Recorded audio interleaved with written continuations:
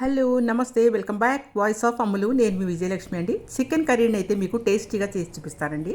చాలామంది దమ్ బిర్యానీలకి తర్వాత వాటిల్లోకి మంచి చికెన్ కర్రీ కావాలి అని అంటూ ఉంటారు కదా.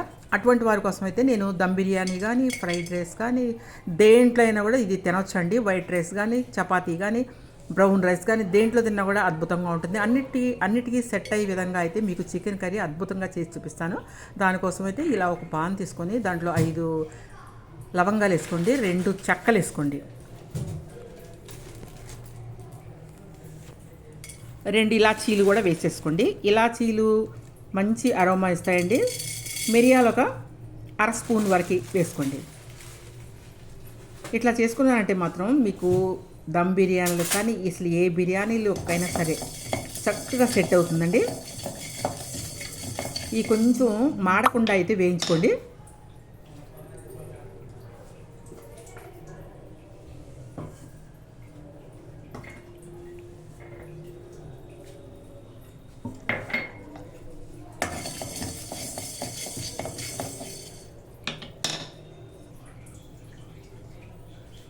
ఇట్లా వేయించిన తర్వాత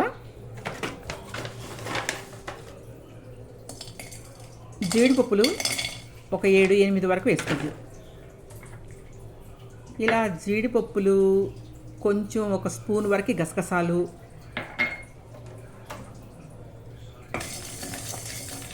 ఇప్పుడు స్టవ్ తీసేసేయండి. గసగసాలు మాడిపోతాయి. స్టవ్ తీసినాక గసగసాలు అయితే వేయండి.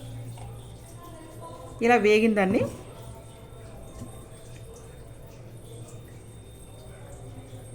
దీంట్లో అల్లం వెల్లుల్లి కూడా యాడ్ చేసుకుందామండి. ఆల్రెడీ మనం స్టవ్ తీసామండి. వెల్లుల్లిపాయలు తీసుకున్నాము, ఇంచి అల్లం అయితే తీసుకున్నాము. ఇప్పుడు ఈ మొత్తాన్ని కూడా మనం ఉల్లిపాయ కూడా ఒకటి వేయండి. మంచి గ్రేవీ కోసం అయితే ఉల్లిపాయ వేసుకున్నాము. ఉల్లిపాయ కూడా వేసుకొని దీన్ని మిక్సర్ జార్లో వేసుకొని పేస్ట్లా చేసుకొని ఫైన్గా అయితే పక్కన పెట్టుకుందామండి. ఇప్పుడైతే చికెన్ని శుభ్రంగా ఉప్పు నిమ్మకాయ వేసి కడిగి ఒక పావు గంట పాటు నేను ఉప్పు నీళ్ళలో నానబెట్టానండి. ఇది ఇంకా చాలా స్మూత్గా ఉంటుంది, మీకు చాలా మెత్తగా ఉంటుంది, ముక్కలు కూడా చాలా బాగుంటుంది. దీంతో పలావ్ చేసుకోవచ్చుకోండి. పలావ్ చేసుకున్నా కూడా అద్భుతంగా ఉంటుంది. ఇప్పుడైతే నేను కర్రీ చేస్తున్నాను కదా. ఇప్పుడు దీంట్లో అయితే salt 2 table spoon salt, 3 table spoon కారం. సాల్ట్ అనేది మీ ఇష్టం అండి, మీరు ఎంత తింటే అంత వేసుకోండి. సాల్ట్ చాలామంది తక్కువ తిన్న వాళ్ళు ఉంటారు, అందువల్ల మీరు ఎంత కావాలంటే అంత సాల్ట్ వేసుకోండి. పసుపు కొంచెం వేసుకోండి. కొంచెం పెరుగు ఒక అర నిమ్మకాయ కూడా పిండుకోండి. నేను ప్యాకెట్ పెరిగేస్తున్నానండి. ప్యాకెట్ పెరిగే ఉంది నా దగ్గర, అందువల్ల ప్యాకెట్ పెరిగేస్తున్నాను. ఇప్పుడైతే అర నిమ్మకాయ పిండుకొని చక్కగా మీరు అన్నీ కట్ చేసుకునే వరకు కర్రీకి ఇది మ్యాగ్నేట్ చేసి పక్కన పెట్టండి. అంటే ఒక 10 నిమిషాలు వేసుకోండి, 10 నిమిషాలు, పావు గంట ఇలా పక్కన మ్యాగ్నేట్ చేసి అయితే పెట్టేసేసి మీరు అయితే కర్రీని స్టార్ట్ చేసుకోండి. సూపర్ టేస్ట్గా ఉంటుంది. ఎవరైనా నా ఛానల్ కొత్తగా చూస్తుంటే అయితే మాత్రం వీడియో చూసి వదిలేయకుండా సబ్స్క్రైబ్ చేసుకోండి. సబ్స్క్రైబ్ చేసుకొని వీడియో మీకు నచ్చినట్లయితే వీడియోనైతే లైక్ చేయండి. పక్కనున్న బెల్ మీద క్లిక్ చేసినట్లయితే మీకు ప్రతి ఒక్క వీడియో కూడా నేను పెట్టింది అయితే మీకు అప్డేట్స్ వస్తుందండి. బెల్ ఐకాన్ అయితే క్లిక్ చేయండి. ఇప్పుడైతే మనం కర్రీని స్టార్ట్ చేసుకుందామండి. ఒక పాన్ తీసుకోండి, దాంట్లో ఒక 3 టేబుల్ స్పూన్ వరకు ఆయిల్ వేసుకొని ఒక బే లీఫ్ వేసుకోండి, 4 పచ్చిమిరపకాయలు, కొంచెం కరివేపాకు, 2 ఉల్లిపాయలు సన్నగా ఈ విధంగా మీరు కొయ్యదలుచుకుంటే మీకు వస్తే సన్నగా ఎలా కోసుకోండి, లేదంటే చాపర్ ఉపయోగించి చక్కగా సన్నగా ఈజీగా కోసుకోండి. ఇప్పుడు పచ్చిమిరపకాయలు కరివేపాకు కూడా యాడ్ చేసుకున్నాం. ఒక 3 పచ్చిమిరపకాయలు వేసుకోండి. కరివేపాకు అయితే ఒక గుప్పుడు వేసుకోండి, చిన్న ముక్కలుగా కోసి. ఇప్పుడు కొన్ని కలర్ చేంజ్ అయ్యే వరకు వేయించుకోండి. ఉల్లిపాయ మన కలర్ చేంజ్ అయిందనుకోండి కూర చాలా టేస్ట్గా ఉంటుంది. ఇప్పుడు మనం చేసి పెట్టుకున్న పేస్ట్ మీకు చూపించాను కదా వేయించమని, ఆ పేస్ట్ అనమాట. ఇదిగోండి. ఇప్పుడైతే ఆ పేస్ట్ కూడా వేసి కొంచెం పేస్ట్ కూడా అలా తిప్పండి. నేనైతే బిర్యానీలకు మాత్రమే ఇది తయారు చేస్తానండి. మటన్ దమ్ బిర్యానీలోకి ఇది తయారు చేశానమాట. చాలా బాగుంటుంది. మీకు 2 కలిపి పెట్టట్లేదండి వీడియోస్. ఈ వీడియో ముందు పెడుతున్నాను. నెక్స్ట్ వీడియో వచ్చేసి మీకు దమ్ బిర్యానీ వస్తుంది, చూడండి.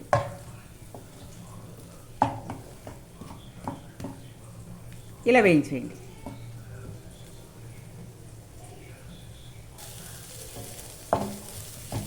ఆల్మోస్ట్ అలా వేగిపోయిందండి. మీకు ఎప్పుడైనా సరే మసాలా వేగటానికి మాడుతుంది అనుకుంటే కొంచెం నీళ్లు చిలకరించండి, మాడదు మీకు. ఇంకోటి ఇప్పుడైతే మాత్రం మీరు మనం మ్యారినేట్ చేసి పెట్టుకున్న చికెన్ ముక్కలను అయితే ఈ విధంగా అయితే వేసుకొని చక్కగా మగ్గనిద్దామండి. ఒక 5 నిమిషాల పాటు మీరు అలా మగ్గనిచ్చినట్లయితే చికెన్లో ఉన్న వాటర్ కూడా బయటకు వచ్చేస్తుంది. బయటకు వచ్చేసి అది ఇంకిపోవాలండి, లేకపోతే మీకు నీసు వాసన వస్తుంది కర్రీ. కాబట్టి చికెన్లో నుంచి వచ్చిన వాటర్ అయితే మనకి ఉండకూడదు, మనం వాటర్ యాడ్ చేసేలోపటికి. ఇదిగోండి, ఇప్పుడైతే మీరు ఇట్లా చేయండి. ఒక 5 నిమిషాలు వదిలిపెట్టండి. మూత పెట్టినా ఓకే, మూత పెడితే మీకు బాగా త్వరగా ఈజీగా మగ్గిపోతుంది అనమాట.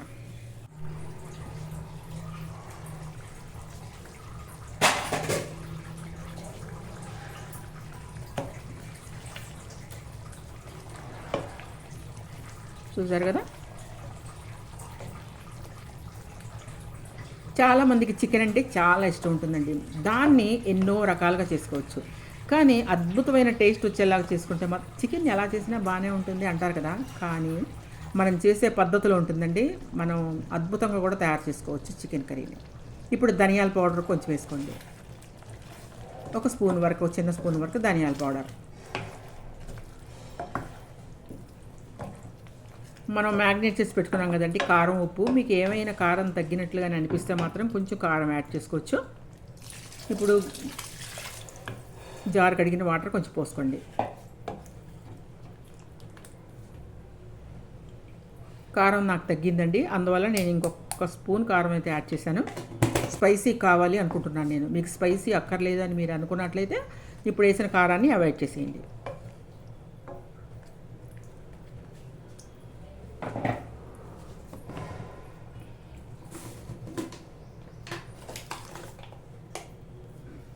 సాల్ట్ కూడా కొంచెం యాడ్ చేసుకుంటున్నానండి. ఇప్పుడు కొత్తిమీర కూడా కొంచెం యాడ్ చేసుకొని కర్రీని ఉడకనిద్దాం. ఇప్పుడు ఎగ్జాక్ట్లీ మీరైతే ఒక 10 నిమిషాల వరకు మీడియం ఫ్లేమ్లో పెట్టి ఉడకనివ్వండి. చికెన్ మనకి ఎంత కొంచెం ఉడికితేనే బాగుంటుందండి, మంచి టేస్ట్ వస్తుంది. ఇప్పుడు చికెన్ని ఉడకనట్లుగా అలా మరి తినవద్దండి. ఇట్లా కొంచెం బాగా ఉడికితేనే మంచి టేస్ట్ ఉంటుంది కర్రీ. ఒక 10 మినిట్స్ సరిపోతుందండి. కొంచెం మూత పెట్టండి. మూత పెట్టి ఉడకనిచ్చినట్టయితే త్వరగా అయితే మీకు ఉడికిపోతుంది. ఇప్పుడు ఒకసారి మూత తీసి చూద్దాం. చూసారా, చుట్టుపక్కల ఆయిల్ అయితే అలా తేలుంది కదా. ఇప్పుడు మనకి చుట్టుపక్కల ఎప్పుడైనా ఏ కర్రీలో అయినా చుట్టుపక్కల ఆయిల్ అలా తేలిందంటే మీకు కర్రీ ఉడికిపోయినట్టు ఇండికేట్ అనమాట. ఇప్పుడైతే మాత్రం ఇంకొంచెం కొత్తిమీర వేసుకొని గార్నిష్ చేసుకొని సర్వ్ చేసుకుందామండి, అంతే.